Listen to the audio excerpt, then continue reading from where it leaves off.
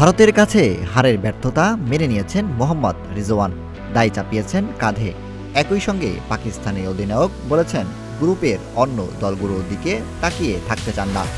সেমিফাইনালের ভাগ্য যদিও ঝুলে গেছে, তবু বেঁচে আছে আশা। চ্যাম্পিয়ন্স ট্রফির মিশনে থাকতে পাকিস্তানের পক্ষে অনেক কিছু আসতে হবে। নিউজিল্যান্ডের কাছে ধরাশায়ী হওয়ার পর ভারতের কাছে হেরেছে পাকিস্তান, তাতেই অনেকটা নিশ্চিত হয়ে গেছে তাদের বিদায়। তবে টেবিলের হিসেবে এখনও অনেকটা কিন্তু আছে।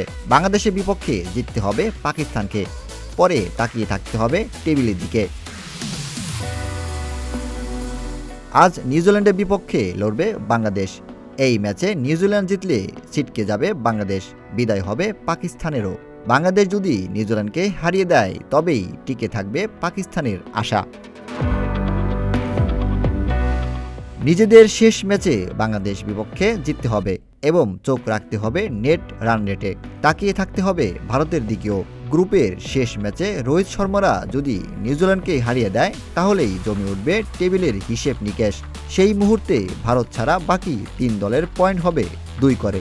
যারা নেট রান রেটে এগিয়ে থাকবে তারা গ্রুপ থেকে দ্বিতীয় হিসেবে সেমিফাইনালের টিকিট কাটবে। সেমিতে যাওয়ার অঙ্কটা ভীষণ কঠিন পাকিস্তানের জন্য। সবকিছু নির্ভর করে আছে গ্রুপের বাকি 3 প্রতিপক্ষের হাতে।